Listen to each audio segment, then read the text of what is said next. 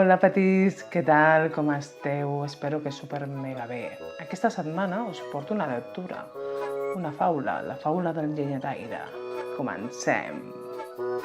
Una vegada hi havia un pobre llenyataire que tornava a casa després d'una dura jornada de feina. En creuar un pont que travessava el riu li va caure la destral a l'aigua. L'home es va lamentar tristament. Oh, i com ho faré per guanyar-me el pa jo ara sense destral?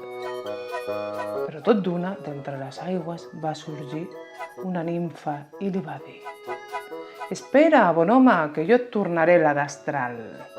La nimfa es va enfonsar al riu i al cap de no res va tornar a sortir amb una destral d'or massís a la mà.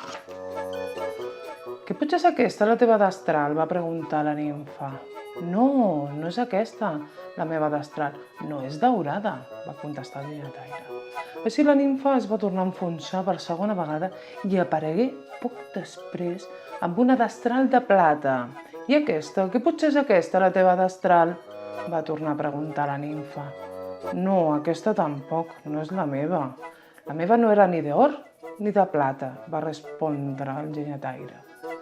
I per tercera vegada la nimfa es va submergir a les aigües del riu i en sortir duia a les mans una destral d'acer. «Oh, gràcies, gràcies! Aquesta sí que és la meva!» «Però com has estat tan honrat, jo et regalo les altres dues, bon llenyataire. Has preferit la honradesa a la mentida i et mereixes aquest premi». Què us ha semblat? Bé, no, pel llenyataire? Ara sí que m'agradaria que em féssiu un dibuix d'aquest conte, d'aquesta faula, i feu una fotografia i l'envieu perquè nosaltres puguem veure quin és el dibuix que heu fet del llenyataire. D'acord?